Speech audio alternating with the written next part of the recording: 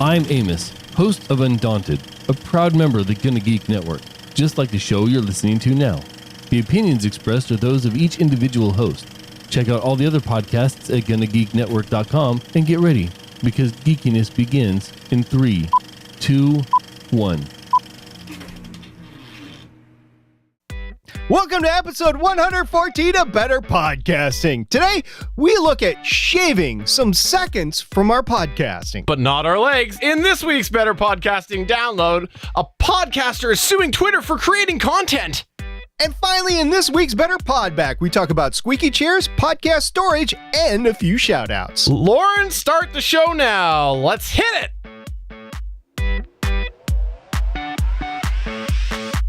Welcome to Better Podcasting, a show where we talk about podcast tips, tools, and best practices to help you succeed with your podcast.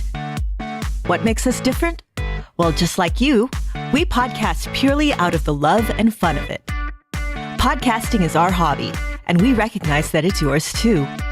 We always encourage your questions and feedback, and you can find all of our contact information at betterpodcasting.com.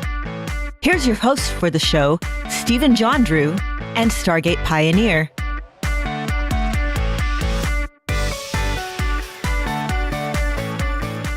Hello and welcome to episode 114 of Better Podcasting. I am the man who leaves a worse taste in your mouth than Tide Pod Packs, Stephen John Drew, and with me, of course, is the pro in Rode Procaster, Stargate Pioneer. That is right. This is week 2 or 3. I believe it's week 3 of using the Rode Procaster. Made a couple of subtle adjustments, so we'll see how that goes. And we will definitely look forward to this episode. Yes, absolutely. And here's the thing that I just got to say, SP. I give you mad credit for trying things out. I know it's very hard to leave a microphone that you got all dialed in, and so I give you kudos, my friend. That's right. The Electro Voice RE320, it's still hooked up. It's still in the cradle, still in the shock mount, and it's about 3 feet right behind me. So ready to go back in the system. I haven't even touched the DBX 286S that it goes into because I'm got that sucker dialed in. I'm on the secondary DBX and dialing this microphone in. In the meantime, though, as we listen to my voice on the Rode Procaster, we're actually giving away another microphone. That's right. The Audio Technica AT2005. This is a USB microphone and it's an XLR microphone. This is the microphone that we recommend here on Better Podcasting to start your podcast with because it's a dynamic cardioid microphone. It is simultaneously USB and XLR. It's one of 4 microphones that does this. We recommend all 4 of them.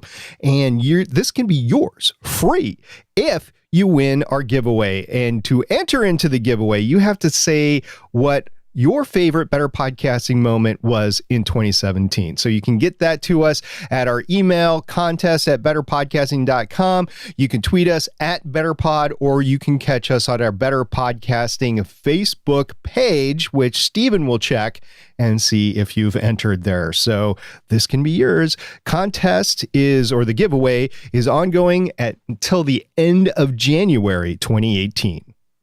SP, I have a question for you about the Audio Technica AT2005. Quest. Have you ever personally used it? I haven't used this one. This is new in the box, and this is the one that we'll be giving away. But the AT2005 is in my mobile bag, and I have used it in a lot of different places. I've used it in a sauna. I've used it in hotel rooms. I've used it in vacation homes. I've used it all over. I've even used it in my car. So this microphone can be used in a lot of different places, including, and I know you've been waiting for this, an airplane. Yeah, he used it in an airplane. Google the history. If you actually want to know, I'll dig it up. I'll figure out which episode it was. But yeah, he did a little test on an airplane. But yeah, if you want to enter that, please do enter. We're taking submissions until the end of January 2018. And after that, it is locked up and we will give it away. But let's just go ahead and roll into our main topic.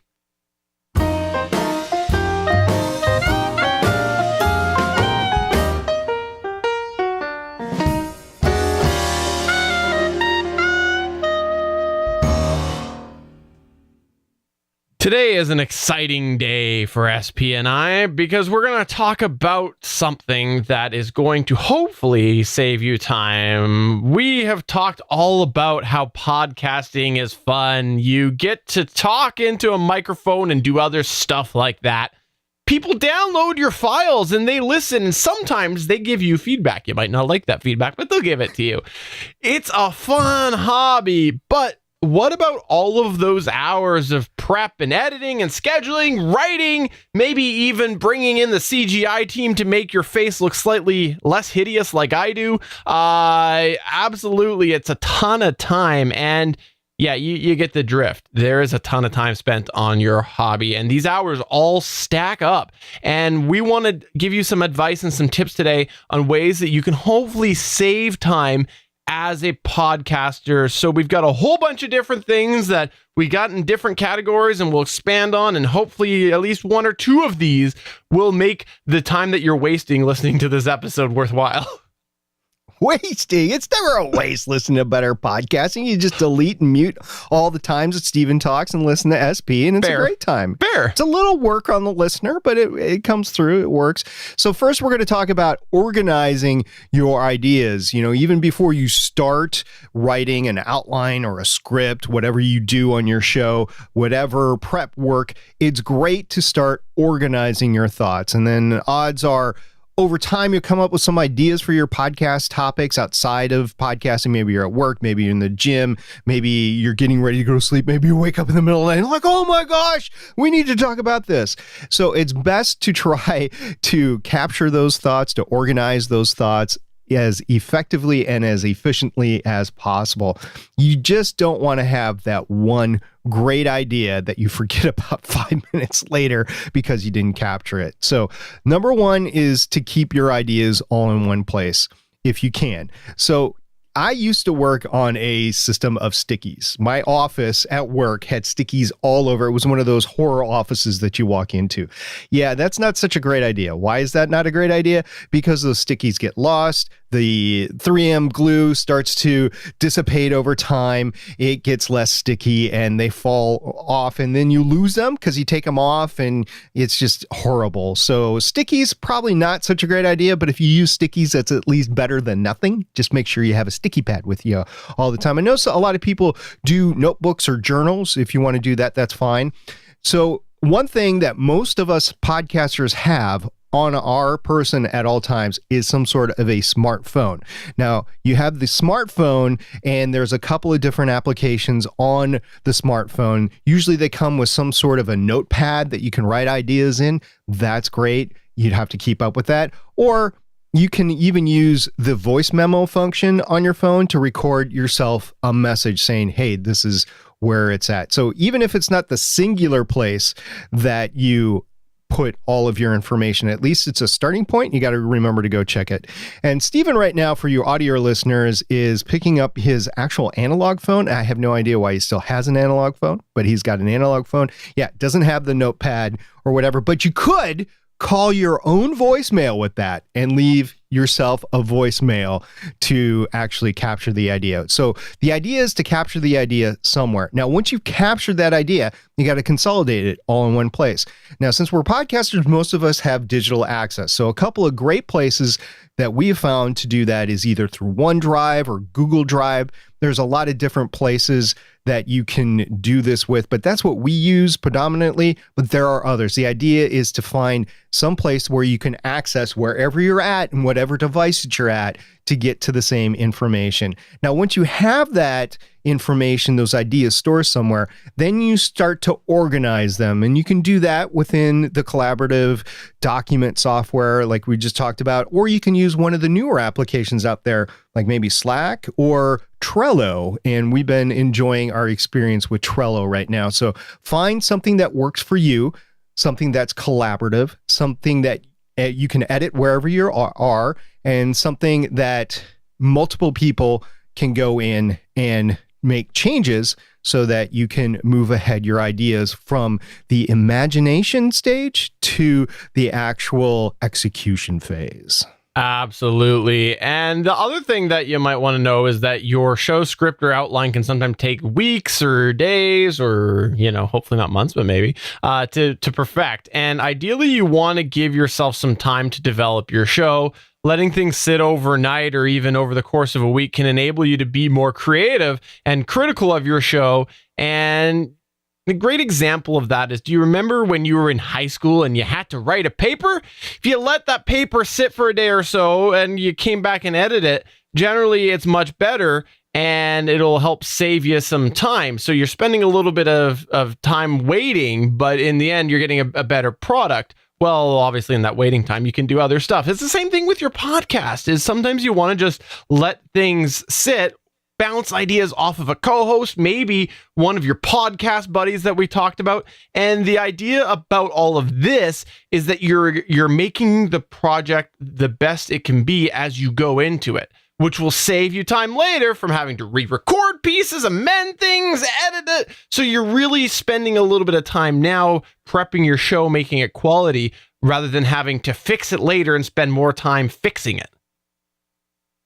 I have done this several times before. I have worked with other podcasters, and I hope he doesn't mind me calling him out, but Andrew Scott of the Podcastage YouTube channel, he has actually bounced some ideas off me and asked me for my input before he went live with the episode. Sometimes he ended up re-recording those episodes before he posted them on YouTube because of my comments. So it ended up being a better final product for his viewers in the end because he did that. So just keep that in mind. Just like back in high school, there was a lot of writing rooms, college and high school, for the paper, especially freshman lit or freshman composition. So yeah, getting some help with somebody else that can actually add to your product is better. Like, I wouldn't want to go to my 5-year-old nephew and ask him to do it. No, there might be a reason for that, but for the most part, I'm going to look towards my somewhat older co-host counterparts to bounce ideas off of. Yeah, this is a problem because I've already started to delegate all of my better podcasting duties to my son. So sorry about that. Try making your editing easier by prepping your edit points during recording. And what we mean by that is, if you have made a mistake, write down the time code of when that mistake happened. You're using a recorder of some form usually. You've either got an individual recorder, you have Audacity running, you got something going. If you write down these points, it makes it a lot easier when you go back and edit. If you leave a 5 to 10 second gap as well within there, that's also a way that you're prepping for the editing stage. This works wonderful, especially if you're not in a live scenario. You make a mistake and you got to redo that line or that section. You just leave a 5 to 10 second gap on that track, and when you go in, what do you see? A 5 to 10 second gap, and there's your signal. So these are ways that absolutely can help make your editing life easier by just doing a little bit of work while you record. Those familiar with the GonnaGeek.com network are very familiar with a podcast that's been with the network since its inception, called Legends Podcast. I had the opportunity to record with those guys several times in the past few years, since they've been around forever. And their signal to go back and edit to whoever was producing was to say, edit, really loud. And that was a signal in the waveform that, oh, it's loud, it's sustained, and yeah, I need to go back. So there are different ways to do it. I will admit the 5 to 10 second silence is a better indicator, but if you want to do something fun like that, you can do something fun like that instead. If you record with multiple hosts and double end record, here's another tip. Try to hit record approximately the same time. And this is going to, again, help you in post, because if I am recording on my end and SP is recording on his end, and SP hits record now in our preamble, and I hit record 5 minutes later, I got to go and try to find, where do we line up? Where did we start up? And so that's just a little bit of time that I have to spend, as opposed to us saying, okay, 3, 2, 1, record. And we both hit record approximately the same time. At least we're generally in the same spot, and it's just fine tuning now. It's a really good time saver. And if you double end with people, I encourage you to adopt this, because it just is a heck of a lot less time trying to align things. Unless unless you do outtakes. And I do outtakes for Legends of S.H.I.E.L.D. So it behooves you to actually record those outtakes so you have them to produce later. But I'll tell you what, here's what I do on Legends of S.H.I.E.L.D. I'm actually recording the entire call. So when the call starts, I'm recording usually both audio and video. So I've got several backup recordings going on, but it's all me. So it's degraded audio quality coming in through Skype or YouTube or whatever we're using. I'm running a separate track for the soundboard. So when my soundboard starts, I know that's the start of the show. So I can see that in the waveform in that specific track. So when everybody else starts their recording right before we start the episode, I know to align to where that first soundboard, the intro music is, because we record live and we inject the music in there. So I can align it better that way, but I have an indicator already in my track and I still get to record everything else. But I have a 6-track recorder and I'm capable of always recording 3 tracks, myself, the incoming audio, and my soundboard, or even 4 tracks with the Amazon voice assistant that I have hooked up right now. Notice I did not say the actual trigger word. Here's something that you might be a little bit afraid to do at first, but then it'll save you a ton of time. Sometimes spending time to save you time will end up helping you with your time. Whoa, it's so meta. What we're talking about is locking down information with your schedule. And why this can be challenging for some people to lock down is because a lot of people in a solo podcast type environment or a hobby podcast type environment, they go, okay, I got room right now to record a podcast. I'm gonna make it happen. Well, if you pick a wrong time of day to record, it can cause you all sorts of problems. For example, maybe there is a time in your day where you're less on your game than others, and so editing is a lot harder, or you got to redo a lot of things. Maybe you pick it first thing in the morning and you haven't had enough cups of coffee, or you pick it too late at night and you're just groggy. If you'll find a time that works best for you and stay with that, then the odds are you're kind of gonna have higher odds and probability that you'll be more on your game and it'll save you time as well. If you are recording with somebody, if you lock down a consistent schedule, or you find a very good way to schedule, there's scheduling apps, scheduling sites. What this does is save you having to have the conversation every week of, when works for you, bud? Oh, no, I'm sorry. I got pool that night. Oh, sorry. I got to go to hockey. So you just lock it down. And so spending a little bit of time determining the right time for your podcast can save you time. And another thing that can save you time is while you're actually recording or editing, to write down time points. And these time points are for promotional bullets. Say if you put out audiograms or the old clamors, or however you want to send out little promotional snippets of audio or video, if you do that as well, it's easy to like write those down beforehand or while you're doing it, so that you can not have to go back and re-listen, re-render sometimes with the audiograms.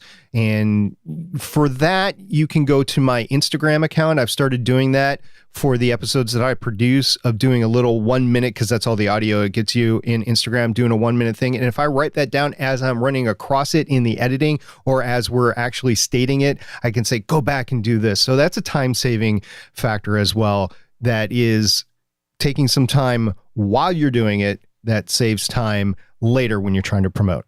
Absolutely. Let me ask you this, SP. What if I am wasting time by setting up and taking down things every recording session? Is there any way that I can help with that? There definitely is. If you set up on your like kitchen table every week, it's probably not a great idea to put up these massive boom arms that we have in our studios on your kitchen or dining room table, or your gaming table, I guess, if you use it for something else.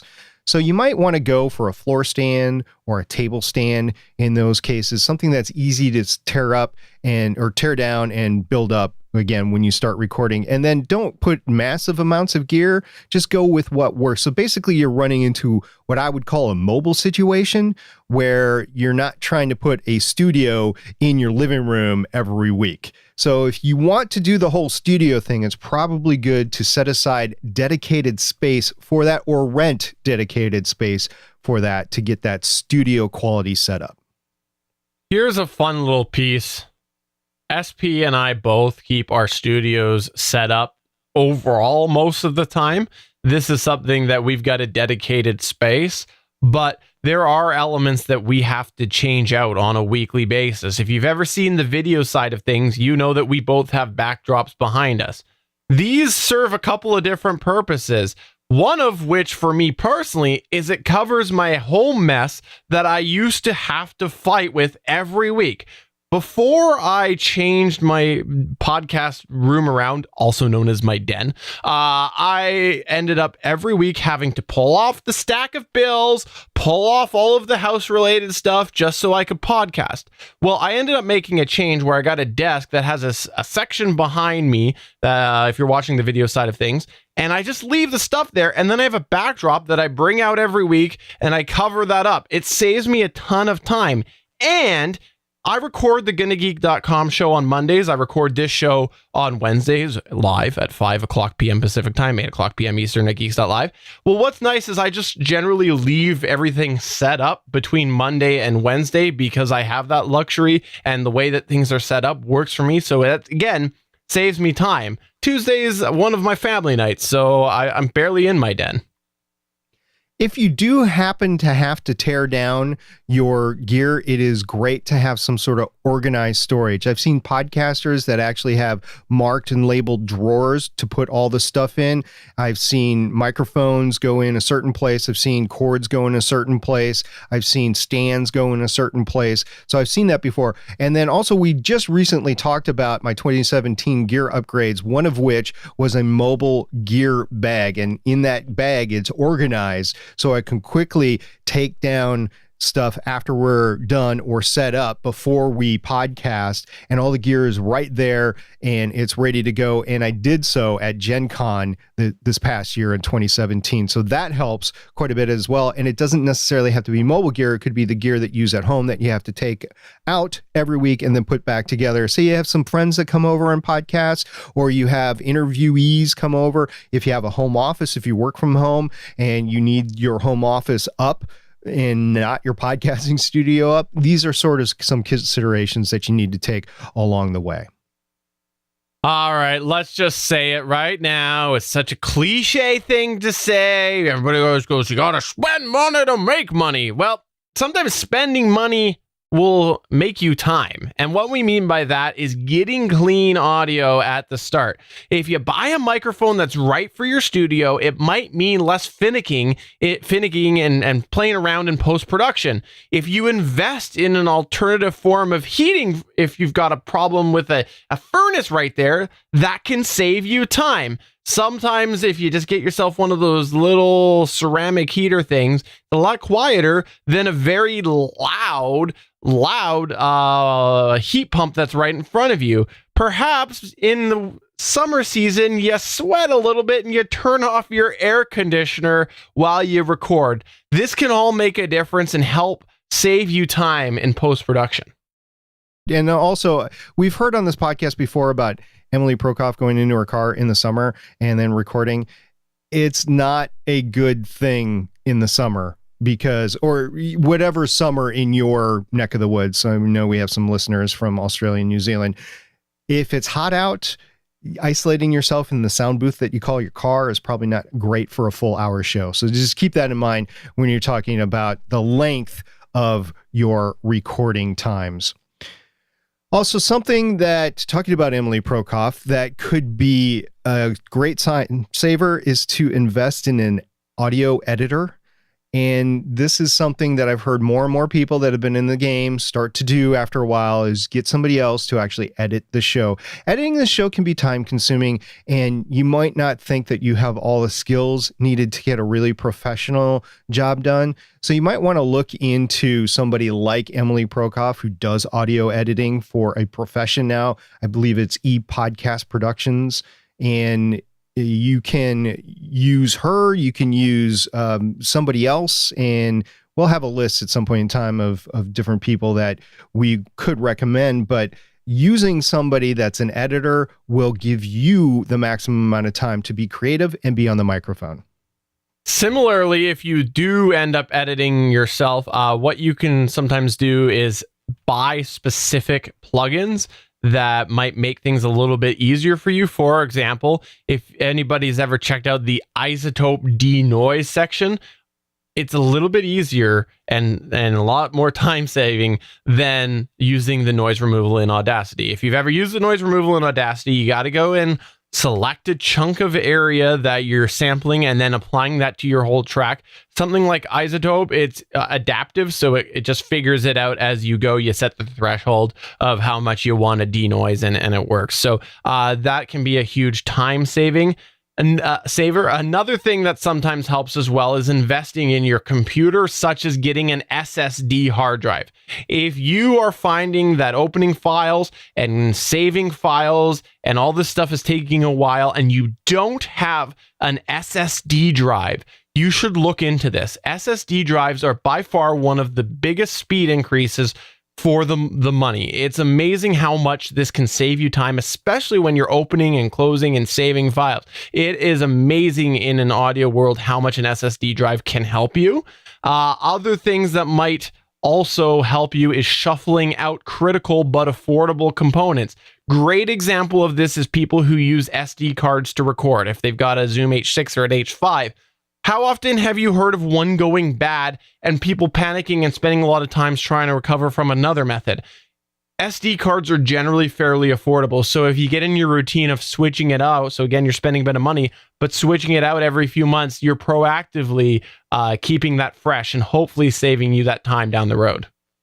Now, all my SD cards anymore, I just use one and done, but I would be comfortable in using it for 3 months as to my usage rate, and before I got a new one, but I wouldn't want to go any more than 3 months on my usage rate. If you're doing a 1 hour show once a week, maybe a new one every 6 months or so, but they have gone bad for co-hosts of mine that were on their original SD card. And then all of a sudden the audio was getting messed up and we had to recover it, use alternate backup recordings basically in the final production. So it behooves you to keep in your mind about every 6 months to get a new SD card for your recorder if that is how you record. Also, if you're spending the same time doing the same activity every week, is there something that you can buy to save you from manually doing this? Here's an example of that. As you know, I've said it before on the show, even on this episode, we are a video show. We have a full video companion at youtube.com/GonnaGeek.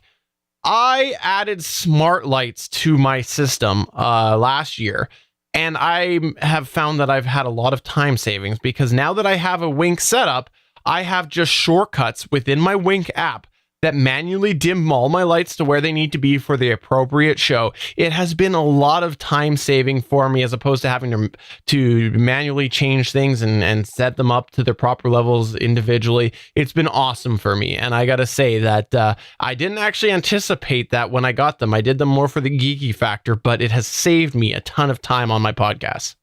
And it took you a little bit of time to get to the point where it was a time saver as well. So as you just said, you didn't initially purchase them for a time saver, but then you saw how it could be time saving and you were like, I'm in on that. So if you see something that's already in your studio that can help save time, I think that is a valuable tip to give as well. Another thing in post-production that's been a tremendous time saver to both of us and all of our shows that we do is we no longer save our audio in WAV. We save it in FLAC. That's FLAC. And FLAC is basically lossless, but it's more compressed than WAV. So So it's a smaller file size. Now, how does this become a time saver?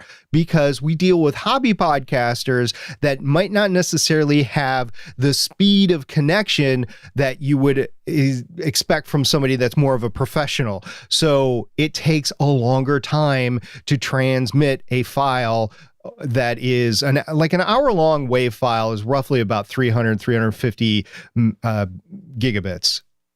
Is that right? Gigabits or megabits? Megabytes. It's megabytes. So the FLAC file is going to be about a third of that size.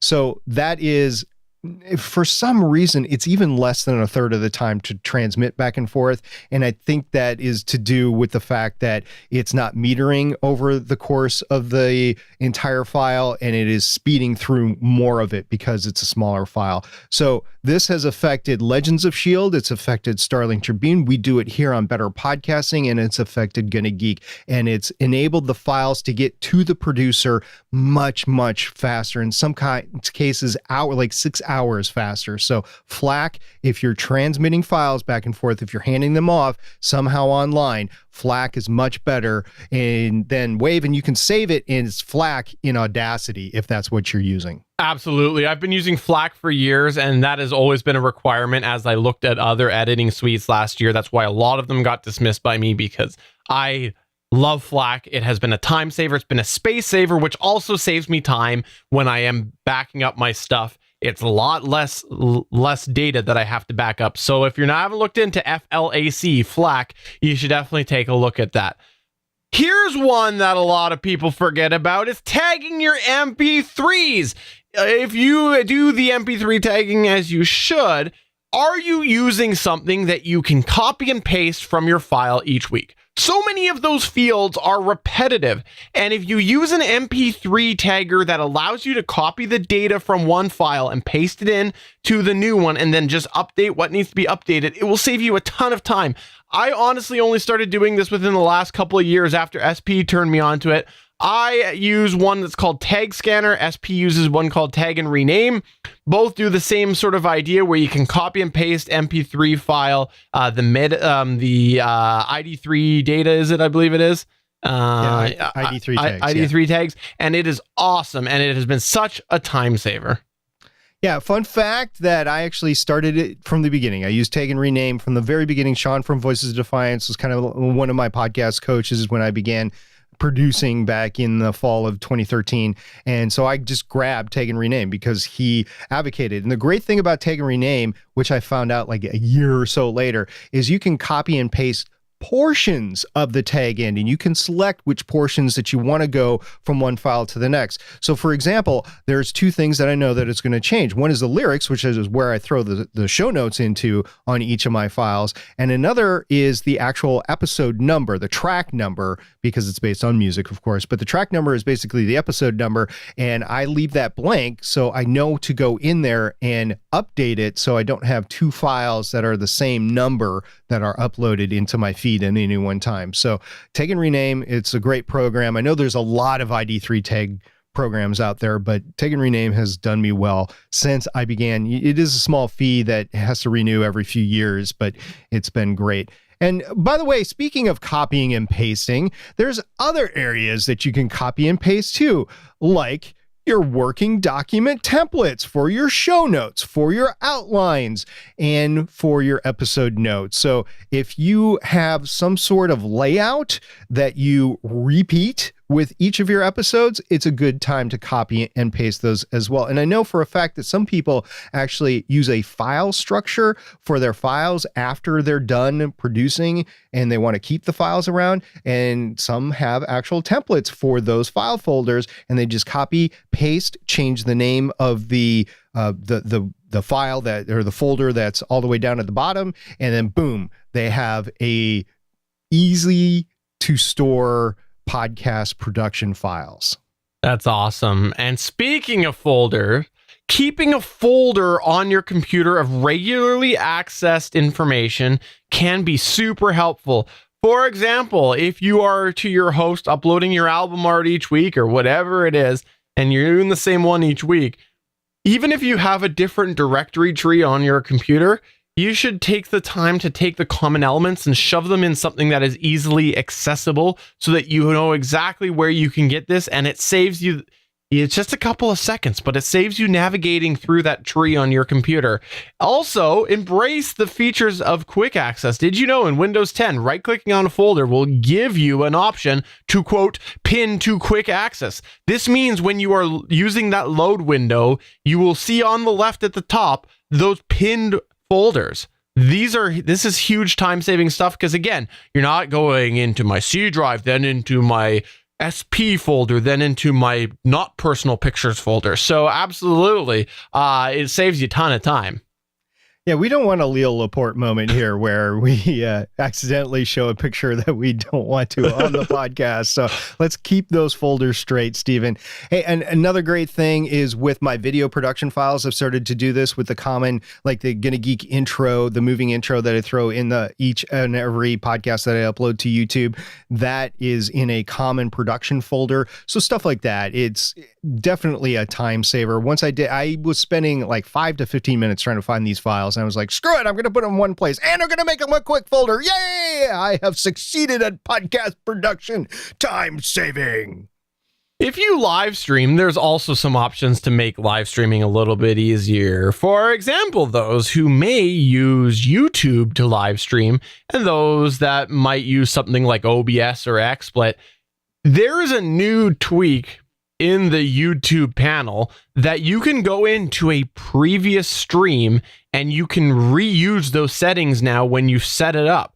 So for those of you who use YouTube, you know exactly what I'm talking about. There's a live panel in there, and all you got to do is click this reuse settings button now, and it copies all of that information from a previous stream, and now you just make a couple of quick changes to the description. So look for those sort of things. Maybe if you use another service, there's something in there that will save you some time. Absolutely something that you should pay attention to if you live stream. So if you have a co-host or a guest and they have to send you something, whether that's their audio recording or some sort of other file that you need to actually produce the podcast, make sure before you disconnect that they either have completely sent it to you or have started to send it to you. So it's just a good habit to get into after you're done recording, so there's no degradation of the audio or visual. You want them to start uploading that file to whatever transfer service that you're using. And if you're using Dropbox Sync, you can see the file come in right as the call is ending. And if you have fast enough connection speed, you can do that before you leave. But if your co-host has a slow speed, and not everybody is blessed with high speed, and that's for a variety of reasons, location is part of it, is that it might take a couple of hours to upload that WAV file. Use FLAC, as we previously said, but if you're still insistent on using WAV, it will take them a little while to upload that. And I always save my stuff as FLAC first, so sometimes I don't even get to it before the call ends, but Stephen knows that I'm going to be sending my file in no matter what. Oh, I was supposed to agree with you. Okay, sorry. I'll just double check that there. There was one time, dude. One time. No, absolutely. SP's awesome. Super dependable. Finally, here's our last tip that we've got. Speed. We want you to use speed. And not that type of speed. Okay, not that type of speed. Don't do drugs, kids. Ask yourself, what would the Flash do? If you were the Flash, what would the Flash do? When you're editing, if you can, take a look to see if your software allows faster playback.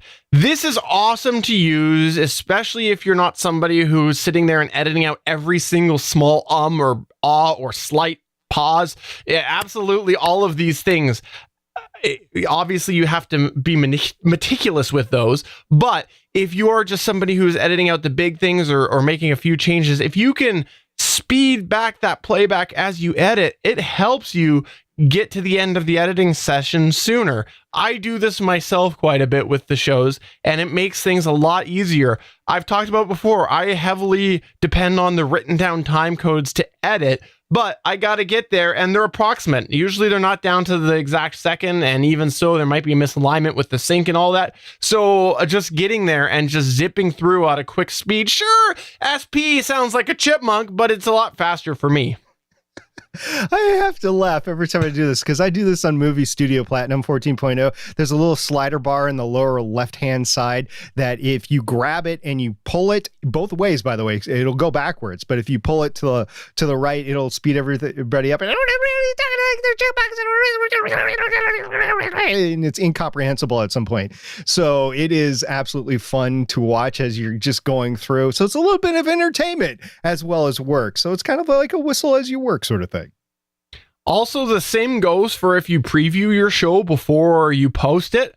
Remember, this is the second time you're listening to it. You've already done your first cut, was when you edited. Now, when you're previewing it back, you're making sure that you didn't end up leaving that long gap, or maybe you accidentally left the inappropriate conversation in there that you had talking about how grandma didn't wear the right thing to Sunday dinner. You're just checking for these things. So zip through that show, that preview at 2 times, because this is the second listen. And don't worry too much if you missed one Don't worry about it. Just 2 times that mofo. 2 I don't know. That's stretching it, Steve. You're just really looking for, is it good enough at that point? So absolutely embrace the speed. Playing back faster will help you save those precious minutes. If you have tips or tricks that you think will save people time, please get in touch with us.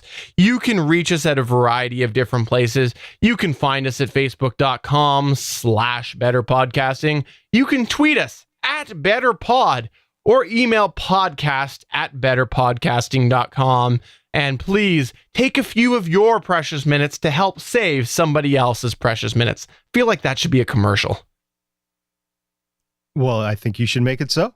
Not going to happen because I don't have enough time. Let's go ahead and move into the download. Welcome to this week's Better Podcasting Download. All right. We're going to talk about something that we don't have a ton of inside information on because we're not financial experts. We're also not even any form of expert. But we're talking about a very, very relevant piece of news that came out of the podcasting world for a couple of reasons. So you might be familiar with a fellow named Leo Laporte. SP, have you ever heard of Leo Laporte? I believe I mentioned him about 15 minutes ago in the podcast. I didn't know that. Okay, cool. So Leo Laporte owns a certain website called Twit. It is This Week in Tech. It's This Week in Tech. A long story short, it's a big network of podcasts, and was at one point a very large player in media and podcasts to a degree. Now, here's the thing about Leo Laporte is it's called Twit. And there's also this thing that's called Twitter. Now, Twit has been around since April of 2005. SP, do you know how long Twitter has been around? I want to say 2008. Twitter has been around since 2006. So therefore, 2005 is before 2006. And in some timelines, and just don't forget about the time travel and all that other stuff. Multiverses. Multiverses, all that. But no, this means that if people have 2 similar names, obviously there's a potential for a copyright infraction. And so allegedly the word is that when Twitter came out, there was a bit of an agreement between Twit and Twitter because they were so close. And the agreement, what Leo Laporte is saying, is that the agreement primarily banked on the fact that Twitter was just a text service. There's no possible confusion between the two because with Twitter, you're just sending little messages. And remember, at the time, you were talking about all sorts of useless stuff. And we're still talking about useless stuff, but it was more useless back then. So absolutely, there was apparently no conflict. And now that Twitter is getting into other stuff, like video streaming and other things that are very similar to Twit, apparently there is a problem with this. And so a lawsuit has been started, hasn't it? Indeed. The lawsuit alleges that what happened on Twitter, which were short 140 character bursts of text, now 280, by the way, was very different from the audio and video Twit produced on its platform. In 2000, and this is from a TechCrunch article, by the way. In 2009, however, Laporte felt concerned that Twitter was going to move in on Twit's audio and video, the lawsuit states. That's when Laporte allegedly reached out to Williams, who told Laporte, "We're not expanding to audio or video under the Twitter brand," the lawsuit states. Fast forward to May 2017, however, Twitter announced its plan to bring original premium video content to its platform. So in July 2017, Twit's attorneys demanded that Twitter stop expanding the use of the Twitter trademark. Quote, "Since that time, the parties have engaged in communications with the goal of informally resolving this dispute," unquote, the lawsuit states.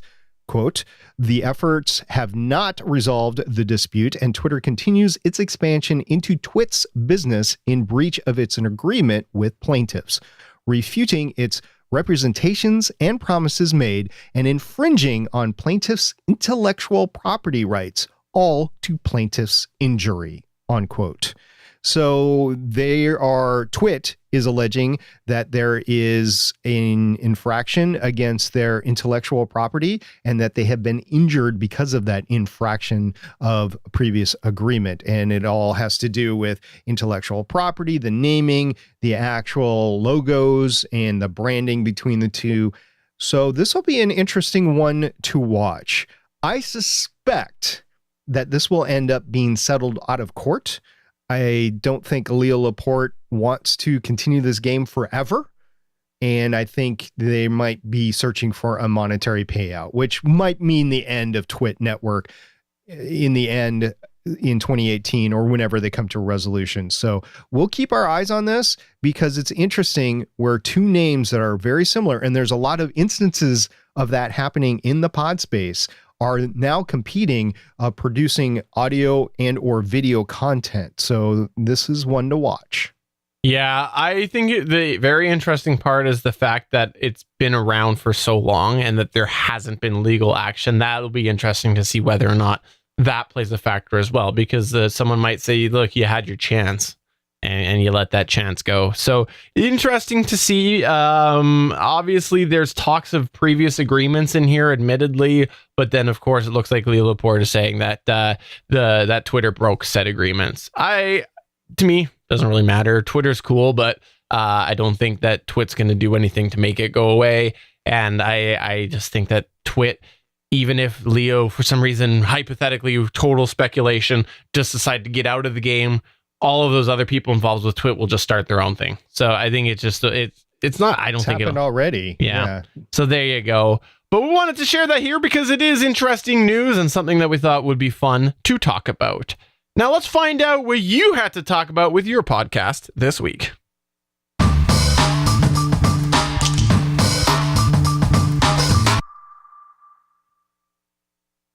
SP. Yes, Steven. Are you prepared to whisper again? Yes, I'm prepared to whisper, but I'm not going to do that. I'm going to talk normally. We did get an email from Harris at Sleep Whisperers podcast. He said, "Hey guys, I heard you chat about squeaky chairs getting into podcast recordings. This has been a huge challenge for me due to the style of my podcast. I have had to up my gain turned up to very high to record my quiet whispers, so my microphones tend to pick up any slight background noise. Pro tip, don't use a condenser microphone." Okay. I went through many failed attempts to find a quiet chair until I tried something ridiculous and then happily found a chair that it's dead quiet. Let me guess, you're sitting on the floor. Okay. I used one of those chairs meant to be used in a shower by injured or older individuals. I included a picture so you can see these shower chairs tend to have white plastic seats and backrests with silver metal legs. Now, personally, I've seen these like at community gyms, at YMCAs, stuff like that. So if you've been to those places, a community pool, you might have seen something similar to this. So he goes on and says, here are the advantages of this chair. 1, dead quiet, at least the model that he bought was. 2, adjustable height. Wow, this is something I didn't know. Adjustable height, so should fit anyone of any height. Number 3, the backrest is removable, which helps to get out of the way if you want to record in a small space like a closet and tend to sit forward when recording. 4, reasonable cost. They're only $25 to $50 and easy to find at pharmacy stores, Walmarts, and online merchants. And finally, number 5, doubles as a shower chair for when you get injured or for when your older family members visit. So there's a win, number 5. And I'm not laughing because that's funny. I'm laughing because that's a great second use for something that was designed to be used for it anyway. Obviously, it won't win any awards for comfort. I put a simple dining room chair cushion on mine, and that makes my bum happy. I'm glad your bum is happy, Harris. Hope this is helpful to any of your listeners looking for a dead quiet chair. Harris, host of the Sleep Whisperers podcast. So SP, I was looking at this and I was having the chair problems, and I solved it another way. I just decided to stand instead while I'm recording, and so then there's no noise and no other side effects with standing while I record my video show. Stephen, can you please move your camera up higher, please? What? Oh, that's right. I don't have an adjustable desk either. No, those are cheap enough to get now, by the way. So I wouldn't be surprised if you get one of those. Joking aside, I do kind of want to consider it because it does solve the chair problem, and it is kind of nice to stand. I will say this: that Dave Jackson from School of Podcasting, I know he's been experimenting with it. So I have to say that it is a really cool idea. But if you do a video show and you don't have an adjustable desk, it probably doesn't work out the greatest in the world.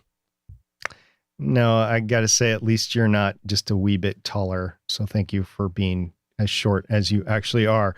Okay, moving on into the Twitter sphere. We got a couple of questions here. And one is from @CyberTigerProds, who said, backup hard drives, only one 4 terabyte drive, Stephen? I have 18 terabytes between my internal and external drives. All the video footage and podcast audio takes up so much space. Ugh. Once again, that's from @CyberTigerProds. And I got to say, I'm right with you. I probably got about the same as you do and growing pretty soon as well. As I said before, I'm going to up my 6 terabyte to an 8 terabyte internal. And yeah, you don't have enough storage, Stephen. No, I will say 4 terabyte is one of my external drives. It was an addition, okay? So let's just keep that in mind. And I got lots of stuff in the cloud as well. So there you go. Also, we want to give a special shout out here to none other than Heather Welsh. Heather Welsh had a guest appearance. Now, Heather Welsh is a frequent listener of the show, also has been on a certain Better Podcasting special, and also did amazing voice work for the GonnaGeek.com show Christmas special last month. And Heather Welsh was located on Home Gadget Geeks this past week. Indeed. So you can go to there. You will link the YouTube video for you, but that's not all. But wait, there's more. She's been very active, and she was on podcasts we listened to, and she was also on the podcast couch. And I heard from a little birdie that she's got more guest appearances underway, including more episodes of her podcast, Sunshine and Power Cuts. So you can go check her out at sunshineandpowercuts.com and get all the great things, including where she's been guesting. Also, there was a bit of a shout out that we wanted to give to somebody who is like the rest of us that listen to this show and in love with Stargate Pioneer's voice. Indeed. It's not a little known fact on this show, but maybe outside the show, it is a little known fact. I do voiceovers for other hobby podcasters, and I do it for free. Yeah, I'm not paid. I have been paid for my voice acting professionally. Yes, he is a professional voice actor because he was paid for it once. No, twice. Twice, Goose. Okay. And so, yes, my talents are available, but I got a shout out on Reddit. So the Captain Crypto Show, who I've done voiceover work for, and if you are interested in learning about cryptocurrency, go check out the Captain Crypto Show. And he said, if you're thinking about having somebody else do the voiceover, I would definitely recommend Stargate Pioneer. His intros have helped the production value of my otherwise amateurish podcast seem professional. Thank you very much, Captain Crypto. That is awesome to hear. I'm glad that you not only have been enamored with my productions, but you actually are recommending me to other people. So thank you very much. I really appreciate that. And just to give you a sample of what SP can do, right now he is going to live record the all new intro to my brand new show that is entitled Steven Drinks Tim Hortons. It's a show that's just going to be all about me, just how I go and I order the Tim Hortons and then I drink the Tim Hortons. That's it. Go ahead, start. This week on Steven Drinks Timmy Hose. Steven Drinks Timmy Hose. That was slightly depressing. Sorry. That was very depressing. For those that don't know, Tim Hortons slang is Timmy Hose, kind of like Target is slang for Target or whatever. So yeah, I'm not saying anything that's bad juju or anything like that. Finally, we have one more shout out that we wish to give. Steven, I believe you should be the one to do this. I do. I want to give a special shout out to Johnny Pennington. We've talked about Johnny Pennington before. He is a loyal listener.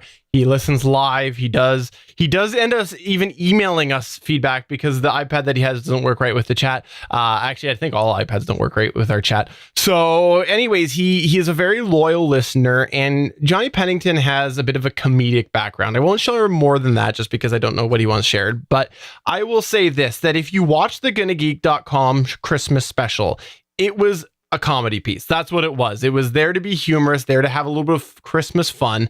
And Johnny took the time to give me in-depth feedback about that video. It was very supportive and had some very creative ideas on ways I could have tweaked that. And I got to say, I wanted to give him a special shout out on this show because not only was that awesome for me personally for one of my podcasts, but it's a great example on how people, if you ask the right people about your podcast, they can give you solid feedback. Yes, this was sort of a video companion to the show, but it was a great example on how you just got to ask sometimes and it will help. So Johnny, thanks so much for taking the time and the effort to send me that information.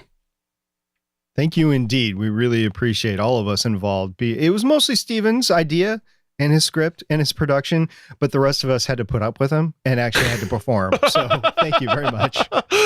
So there you go. Now that's almost the end of the show. Before we wrap up, we're going to turn the tables here a little bit. On Better Podcasting, we often like to try to give advice and things that will help you with your show. This time, we want you to help us.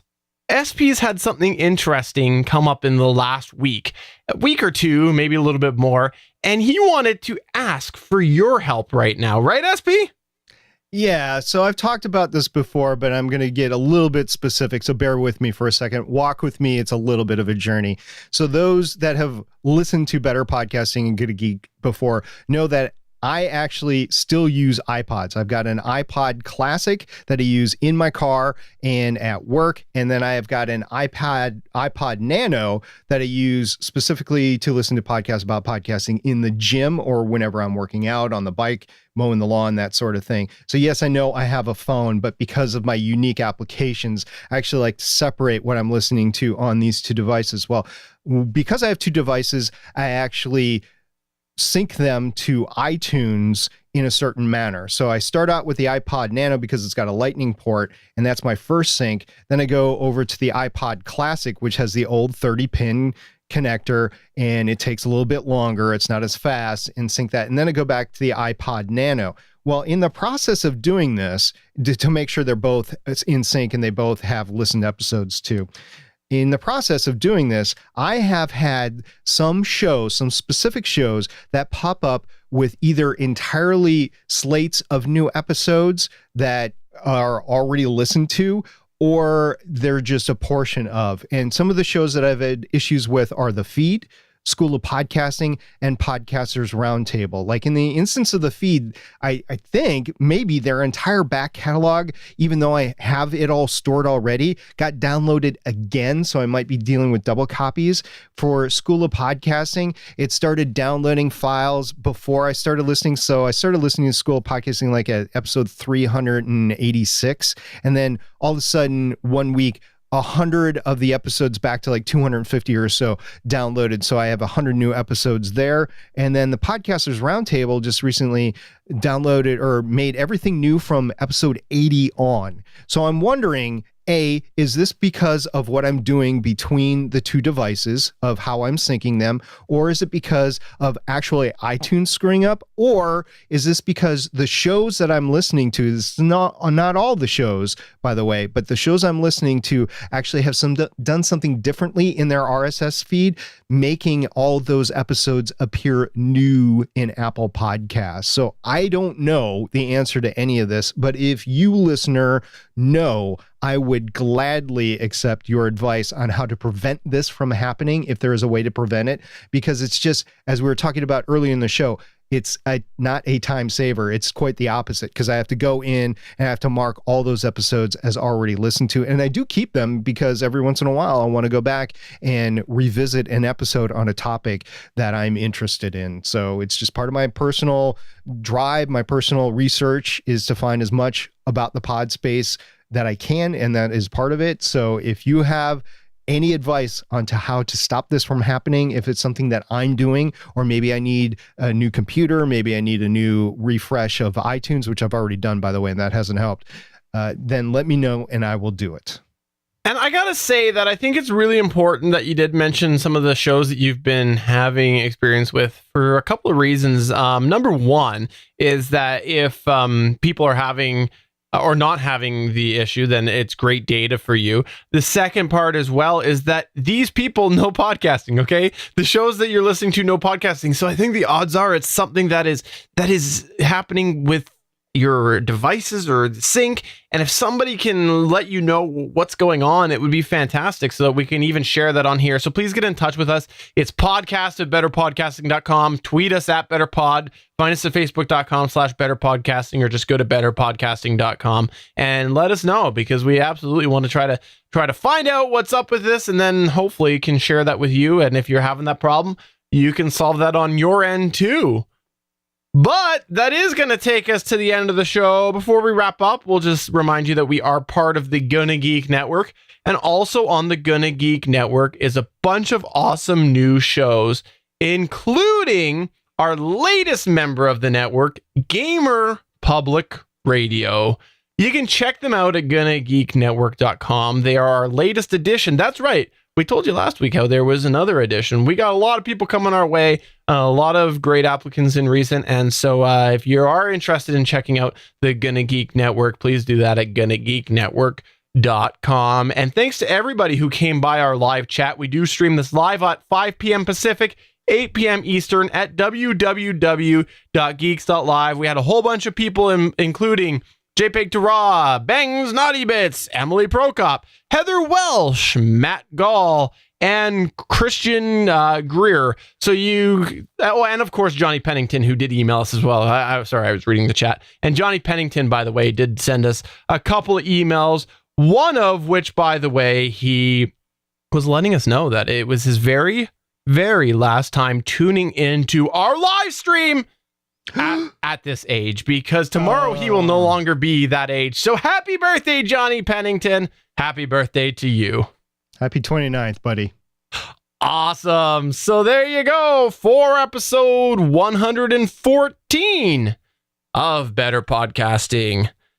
I'm Stephen John Drew saying good luck saving time on your podcast. Spend the time to save it.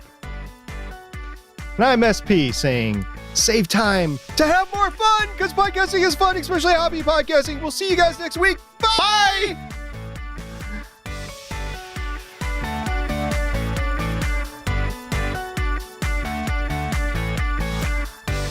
Thank you for listening to another episode of Better Podcasting. We want to hear from you. You can find all of our contact information at betterpodcasting.com. If you like the show, please consider giving us a 5-star review in iTunes. We encourage you to check out all of the other geeky podcasts available at GonnaGeekNetwork.com. This has been a Gonna Geek production. Thanks for listening, and we will see you again next week.